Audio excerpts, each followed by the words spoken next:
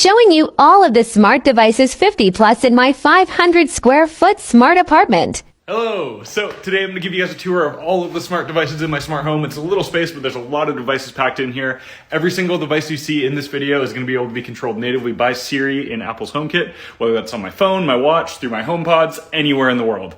There's a lot to cover, so let's get started. All right, let's start with my smart lock. This is the August smart lock. It's great because it attaches to one side of the door and leaves the other side untouched. So you can use the same key and everything, and it only takes a few minutes to install. Really great lock. All right, flipping around here to the bathroom, have a Meross smart switch to control the lights. Hello. Have a humidity sensor so I could use it for automation to know when I'm showering. Motion sensor to control the lights and a few other different things. If we spin around in the bathroom here, we have the washing machine where I have a vibration sensor that tells me whether or not the washing machine and dryer is on or off. Come across the hall into the bedroom. All along the underside of the bed, we have Meross LED strips. Beside the bed, we have a Meross essential oil diffuser, which works great for a bunch of fun automations, also doubles as an RGB lamp. Beside the bed, you'll see these two bedside lamps powered by a Meross smart plug. Powering the main light in the bedroom is a Meross smart switch. And then up outside here, we have the Apple HomePod. This is used to control the smart home and play music. It's one of the few in the house. If we turn around here to the closet, there is a door sensor at the top of the closet that detects whether or not the closet is open and closed and will power a Meross RGB LED strip up alongside the closet. Once that's open, the LED will turn on. Once closed, it will turn off. Every single door in the house does also have one of these sensors. I'll use mostly for automations and I won't show all of them. Over here, we have the TV with the Apple TV. We have my router, and down here, my Raspberry Pi running Homebridge. This is the Raspberry Pi that runs Homebridge to connect all my devices to Apple HomeKit. I also have this antenna here that allows me to connect Zigbee devices.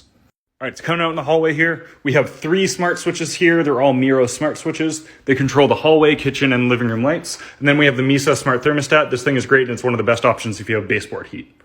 All right, so coming to the kitchen here, I have this motion sensor to tell when I'm in the room or not. I have NFC tags all over the place, but I won't show those. I have this IR bosser to control some of my non-smart devices. I have door open close sensors in the fridge so I can tell whether or not it's open. I have my smart coffee machine, which you guys would have seen in other videos. I have Meross light strips underneath the cabinets for under cabinet lighting. I have a temperature sensor here for automations for when I'm cooking or not. And then I also have a smart oven here from Whirlpool.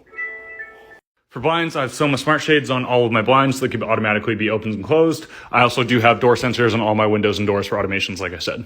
This is my smart vacuum Gus using Ecovacs D-Bot 930. Usually he charges and hides under the couch out of sight. All right, in the living room, we have an IKEA lamp with 3 Meross smart bulbs in it. Next to that, we have the TV, obviously running an Apple TV. We have a Govee glide wall lamp, another IKEA lamp that's powered by a Meross smart plug. We have my Windows computer that I control through HomeKit using Homebridge, and last but not least, the HomePod that we use to control the home and play music. So I ran out of time there and I left out a few things, mostly sensors and other things I use for automation. If you want to find anything in this video, check out my bio, it's all there, and thank you so much for watching. How to set up smart home lighting from scratch, and why 95% of people mess it up. All right, so we're finally going to get deep in the weeds here, and I'm going to show you how you can set up your own smart home or make your current smart home 100 times better. We're going to start with the basics, which is smart lighting, by far the most important part of your smart home. And once you have smart lighting, you really have like 90% of a smart home. Problem with smart lighting is it seems simple, but it's actually super complicated and really easy to mess up if you buy the wrong products or plan it out wrong. So let's get into it. All right, so I've got like the 4 categories of smart lighting here, and pretty much every smart lighting product will fit in one of these categories, and we'll go over those in a sec. But first, just because I want to get a bunch of questions, I pretty much use Meross products for all of my smart lighting stuff. It's all you see here.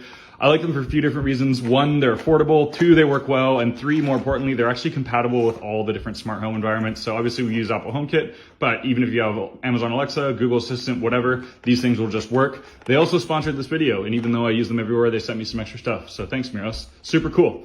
Let's get into each of these categories and when to use these products.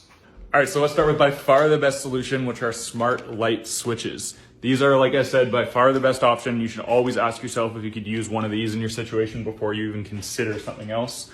Let's talk about what these are, why they're so great, and when to use them. So this is a smart light switch. It literally replaces your existing light switch. All you have to do is remove it and wire this back up, which sounds intimidating, but it's a fairly easy project and can be done in under 5 minutes, or you could hire an electrician out to do it. There's 2 main reasons you should always look to use a smart light switch first. The first one is that they're going to usually save you a whole bunch of money because one switch is going to control multiple lights. So you see I have 5 lights here in my kitchen. All I have to do is push the switch once and I no longer have 5 smart bulbs. So the second and most important reason you should always use these smart light switches whenever you can is you can retain both physical and smart home control of your devices without any compromises. If I were to use smart bulbs up in these lights and if I were to turn the switch off manually, I wouldn't be able to turn these back on with my voice because the power is cut to them. And that's actually making your home way stupider than if you were to have just the smart bulbs, because you're going to try to turn the lights on with your voice and the switch will be off and it's just a huge pain. One of the big things we're trying to achieve with smart lighting is to have it be totally seamless, whether it's through voice or through physical control, and have nothing lost. So by having these smart switches, either voice or the switch both work totally fine. Let's dive into the next category of lighting products. All right, so if a smart switch doesn't fit your use case, whether the device isn't controlled by a switch or if you're just not comfortable installing them, the smart plug is one of the next best options. It has a lot of the same advantages. This is the Meross Mini and I use them pretty much everywhere. Let's talk about why they're so great and when to use them. So smart plugs are really great for things like lamps, where you have multiple bulbs or multiple devices running off one single outlet, where you can buy one plug and control multiple things. I use them in a few places, but I love my use case where I have them on my two bedside lamps here. Both these lamps are connected to one single smart plug down here, and I can turn them on and off at will with my voice. And you also retain the physical control with the smart plug. They have this manual on-off switch that you can use to control the smart plug at will. Using them in cases like this, or with lamps that don't support regular size bulbs that you can't find a smart bulb for, smart plugs are always great. These also have a lot of solutions outside of smart lighting.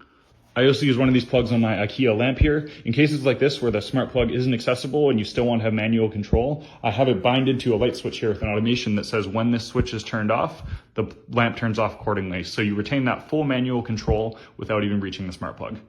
All right, so next we have standalone smart lighting devices. This is going to be things like LED strips or lamps that can be 100% controlled all on their own. They're not being used to control or aid another device. These things are great, and a lot of the time they do have a physical control on them. I use these ones under my bed, these Meross ones, for a nice underbed glow. I also have these as an automation tied to my bedroom light switch, so I still retain that manual control, and then as a backup, I can still reach down and turn these off. Another example of these standalone devices is this Govee Glide wall lamp I have. This thing is great, but again, I don't have access to the switch, so I've made sure to bind it to my living room light switch here. So when I turn off the living room light, it makes sure to turn off everything all around. Again, really focusing on maintaining that manual control. So if your internet's down or you have guests over, it's not a pain to use your house and it's not worse off than it was before it was smart. And last, we have my arch nemesis, smart bulbs. All right, so I give these things a hard time, but they're only bad because people misuse them so much. When they're used properly, they're absolutely fantastic. I use them in my lamp here and I absolutely love them. The only time when they go wrong is when people use them in a light fixture that can be turned off manually. Like I was saying earlier, you put them in your light, somebody turns off the switch, you never know if your home's smart or not, and it's a worse off experience than before you put them in. You want to avoid cases like that and make sure they're only put in a place where they're going to be on all the time. You have full voice control and you also have manual control. Let me show you how I have that set up in my living room lamp. All right, so I've got these Meross bulbs in my IKEA lamp here. Normally, a smart plug would do just fine in this situation, but I wanted control over things like brightness, color, all of that fun stuff, and that's where these smart bulbs really shine. I just had to make sure that I never even consider using the on-off switch on these lights, and I either control them with my voice or to the switch on the wall that I have mapped to them. Once you have that mindset and you're not manually turning them on and off, these things are super powerful. So if you have smart bulbs set up properly, they're absolutely amazing. Not only are you able to retain that physical control like we talked about through the light switch, but you could also do fun things with them, like say, hey Siri, goblin mode. Mess around with the colors and stuff. Super sick. Anyway, in short, smart bulbs are great, but make sure you're not using them in a light fixture. Anyway, that's Smart Lighting 101. Hopefully you guys learned something today. Just keep in mind that rule of thumb that don't make your home more dumb by losing your manual control. Make sure you're really forward thinking and planning it out. So not only are you getting that cool voice smart control, but you're not making your home worse off by shutting off the light switch and the whole thing falls apart.